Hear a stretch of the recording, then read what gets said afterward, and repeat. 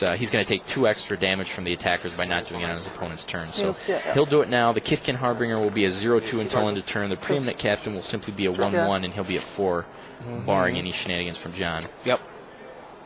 Looks like John ripped another Plains.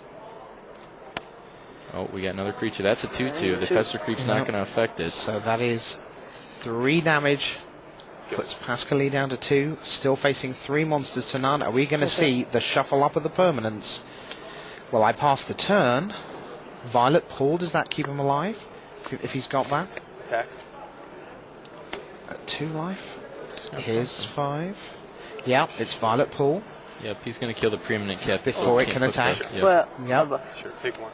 Yep. So a block, he takes 1, he's on 1. Here we go, 7. There's a Harriet. So, Pascoli was not happy any about answers, that. Mr. Pascoli? Draw from the top? No. No, not 2-1 to John Finkel. The Shadow Mage Infiltrator is just 1 game away. Brian David Marshall, wish you were here? Some, I suspect. But your boy is doing it.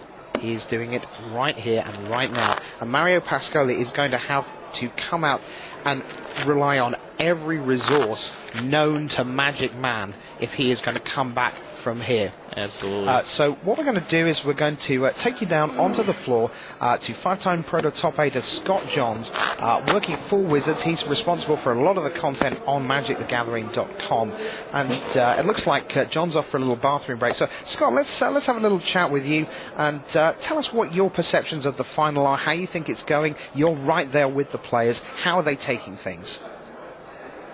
What I'm going to, pardon me, I'm actually moving over a little bit because John's just passing me as he's off to the restroom. Okay, off we go. So what do you got for us, Scott? What are your thoughts on the match at the moment? Now that it's just us, as I'm watching this, there's really, I think, 2 key things that Finkel's deck is creating on this matchup.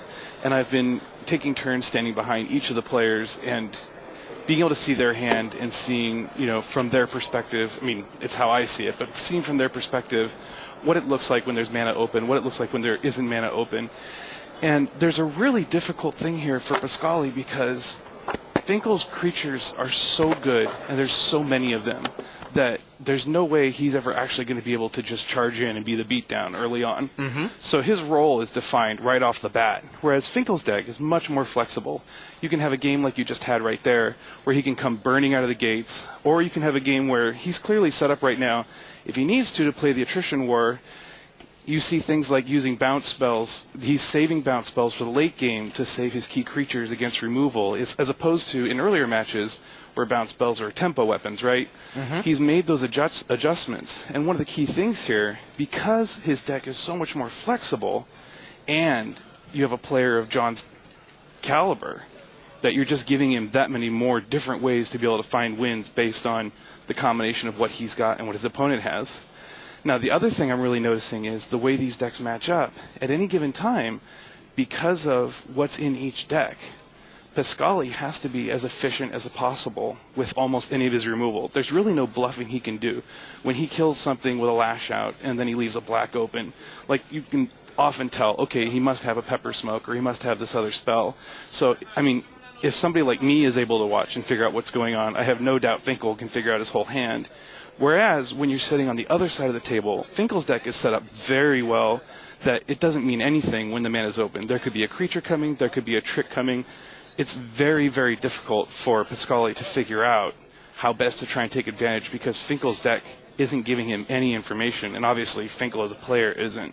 I think all of those things combine to make it a very difficult set of things to overcome. Okay, let me ask you this. We've got Mario Pascoli sitting there alone at the moment. Is this to his advantage that he gets a couple of minutes away from that intimidating presence? Or does this moment here, where John Finkel comes back, and you sit there and think, oh, God, here he comes again? Which way does that go? It works both ways. In my experience, when you're in this kind of situation, whether you're a newer player or whether you're more established, you've got to beat a guy like John Finkel when you're in this match, and you know that. So I don't know that it makes a difference because he's clearly in it, and he's fighting, and he's going to do his best. So I don't know that it makes any difference because he knows in his heart if he's going to be the champion of this event, he's going to have to be the guy that beats John Finkel. All right, well, thanks very much for that, Scott. We could be just one game away from the crown. Or can Mario Pascoli come back and force a fifth and deciding game? Would be quite an epic finish to an already epic Pro Tour. Absolutely, and I love the fact that someone like John comes into a tournament and says, well, effectively, top 8 is my initial goal. That's where I start off. It's not, you talk to a lot of the European pros, and I don't mean that specifically as the European. I think a lot of pros would say, I would like to start off with top 32, as that's the baseline. And then I would like top 16, and clearly if I can make top 8, well, that's a great weekend, thank you. And who knows what happens from there. It's matchup dependent, it's draft dependent. You know, is it my lucky day? And I don't think anyone seriously, when they get to the top 8, says, of course I'm going to win because I'm clearly better than these other 7, especially in Limited. You can have a look at matchups in Constructed. But at Limited, you come in and you say, I've made the final table, I have a crapshoot with everyone else, I'm very good at Magic, they're very good at Magic, let the dice fall. But Pascoli, here he is, 2-1 down. What resources does he have left? Well, he's still got a favorable matchup in regards to deck, just because we haven't seen Chandra Nalaar yet, we haven't seen the Thundercloud Shaman, so he definitely has some good cards that we just haven't seen yet. Of course, John Finkel, not going to let something like that get in his way, if he can help it. All right.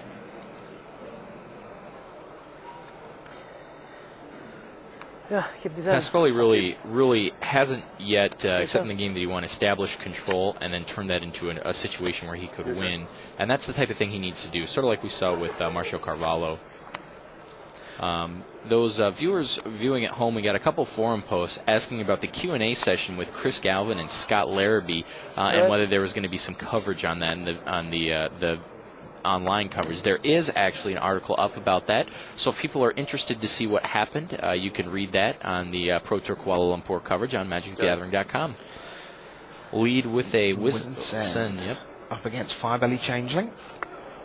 A couple posters on the forums didn't like my pronunciation of that card. We've had one person say it's pronounced Harbinger is pronounced Harbinger, and we've had one say it's pronounced Harbinger. Okay, well, I've got bad news for you. My wife's a linguist. I'm pulling rank. It's Harbinger, and it's Wizened Sen. That's the deal. I also had a chat with Doug Bayer back at Wizards HQ, talking about cards like Revelark and Kolfina's plans and so on, as he went through some of the listings of the cards. And I did think that Vendilion Clique, which sounded very French and sophisticated, it turns out that's 3 fairies' names. So Vendilion it is, Vendilion Clique. So thanks to Doug Bayer for those. Preeminent Captain comes down for Finkel. Good turn 3 play. Lash Out's been used up on the Wizened Sen. Well done. Oh, and from the floor, utterly nailed, Scott says, yes, that'll be Doug Bayer. I didn't ask him how to pronounce his name. I asked him about the cards. Oh, dear. Interesting position. We might be watching a mistake by Pascoli. Yep, it looks like he forgot the preeminent captain has first strike. That's a little awkward. Oh. But you know, people make mistakes. You'll have to shake that off. They do. And that is potentially the first mistake all day by Pascoli. Now, come on, put yourself together. Yeah, just a little shake of the head, a little... What did I do that for? Well, you're in the Pro Tour final against arguably the greatest player that ever lived. Maybe that's why you did it. He knows when this is over, he's going to get a bit of a pinched cheek from his buddies watching from the Italians. But they're also going to really embrace him because he's done a fantastic job and a real contributor to this final already. Absolutely. And by no means gone. He's got a big payday coming his way. He's cute for Hollywood. Should put him cute for Berlin, too, I believe. And you really can't complain. Little things like that get in the way sometimes. Yeah, I mean, it's $20,000 for losing this game of Magic, if you do. Yep. So that's no disaster by any stretch of the imagination. And you're talking about a